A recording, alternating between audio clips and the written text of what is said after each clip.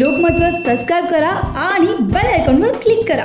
नमस्कार मंडळी, मी ऐश्वर्या आणि आपण आता आलो आहोत गीता टॉकीज येथे। ठाकरे हा सिनेमा इथे प्रदर्शित झाला आणि याच्या औचित्याने हे टॉकीज पुन्हा सुरू होत आहे। खासदार अनिल देसाई यांच्याकडून आज आपण याविषयी सविस्तर माहिती जाणून घेऊया।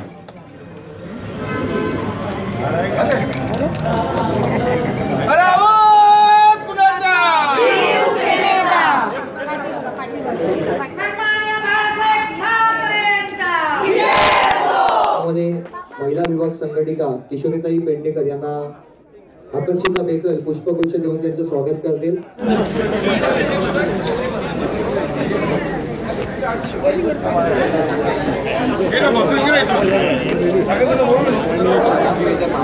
या ठिकाणी या गीता थिएटरचं जे आमचे वर्लीचे आमदार सुनील शिंदे, आमचे विभाग प्रमुख आशिष चेंबूरकर, या सगळ्या मंडळींनी, किशोरी पेडणेकर, या सगळ्या मंडळींनी जी सातत्याने मेहनत करून हे थिएटर लोकांसाठी, हे करमणुकीचं सभागृह लोकांना उपलब्ध व्हावं म्हणून जी मेहनत घेतली, आज त्याचा शुभारंभ, तोही कसा योगायोग असतो बघा की एखादं थिएटर होतं, एखादं करमणुकीचं साधन पुन्हा एकदा सुसज्ज रीतीनं येतं।